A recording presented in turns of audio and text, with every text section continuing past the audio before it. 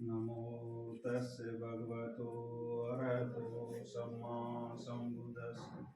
नमो तस्य भगवतो अरहतो सम्मा सम्बुद्धस्स। नमो तस्य भगवतो अरहतो सम्मा सम्बुद्धस्स।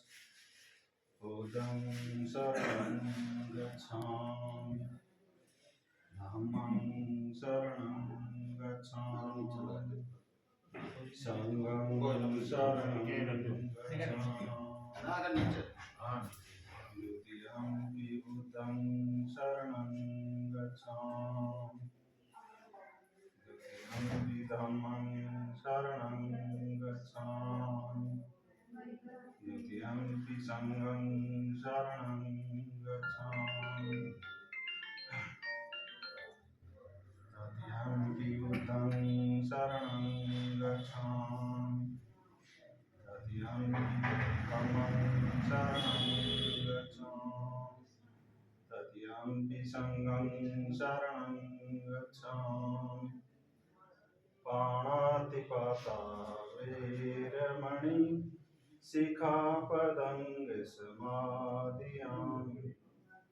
आदिन्नदाना वैरमणि सिक्खापदं समादियामि। कामेषु मिच्छाचारा वैरमणि सिक्खापदं समादियामि। मुसावादा वैरमणि सिक्खापदं समादियामि।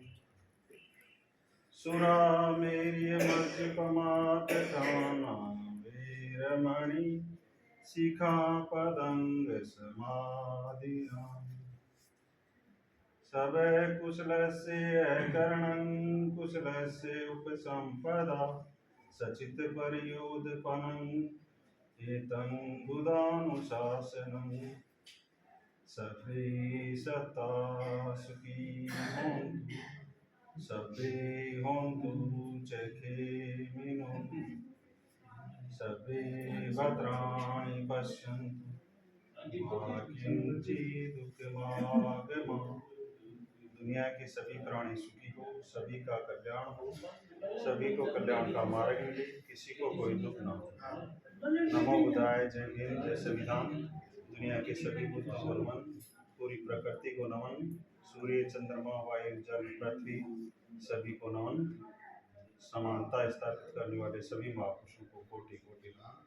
साधु साधु साधु। 2 मिनट,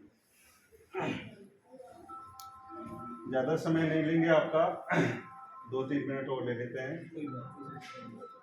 बोल तो दिया, बोलते गए, आज तक चलते गए, बताया नहीं। सर्वप्रथम महाकारुणिक तथागत बुद्ध विश्व को समता, स्वतंत्रता, बंधुता, न्याय और शांति का उपदेश देने वाले बोधिसत्व बाबा साहेब डॉक्टर B.R. अम्बेडकर और समानता स्थापित करने वाले सभी महापुरुषों को कोटि कोटि नमन। और नीमका थाना से आए हुए मेहमानों का पुराणावास में हम आपका हार्दिक अभिनंदन करते हैं।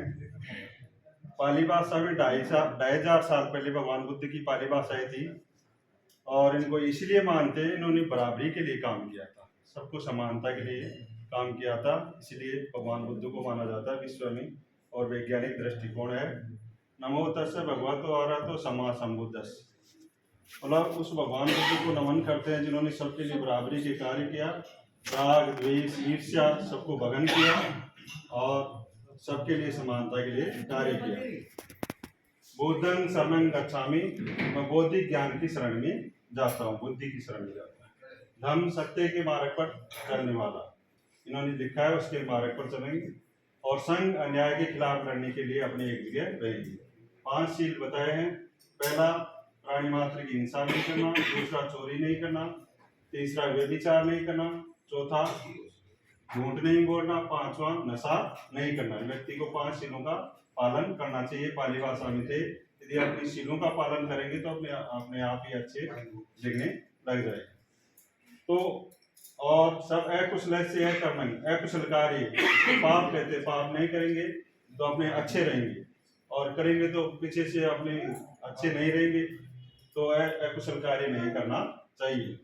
और चित्त को, मन को निर्मल रखना है, राग द्वेष ईर्षा ये नहीं होनी चाहिए, मन साफ होना चाहिए उसमें, तभी अपने एक अच्छे इंसान बन सकते हैं।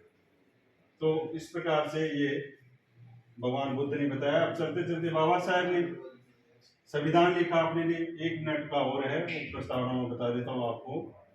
हम भारत के लोग भारत को एक संपूर्ण प्रभुत्व संपन्न समाजवादी पंथ निरपेक्ष लोकतंत्रात्मक गणराज्य बनाने के लिए उसके समस्त नागरिकों को सामाजिक आर्थिक और राजनीतिक न्याय, 3 तो न्याय दिए, समाज में सब बराबर दर्जा होना चाहिए, आर्थिक में कोई शोषण नहीं होना चाहिए, राजनीतिक में सबको बराबर अधिकार होना चाहिए, 3 न्याय, विचार अभिव्यक्ति विश्वास धर्म और उपासना की स्वतंत्रता, 5 स्वतंत्रता दी है, और प्रतिष्ठा और अवसर की समता, सबको बराबर अवसर दिए, कोई भी किसी जाति वर्ग धर्म किसी भी महिला पुरुष सबको बराबर अवसर दिए, और राष्ट्र की एकता और अखंडता सुनिश्चित करने वाली बंधुता, राष्ट्र एक भी होना चाहिए, भाईचारा होना चाहिए, राग द्वेष ईर्ष्या नहीं होनी चाहिए।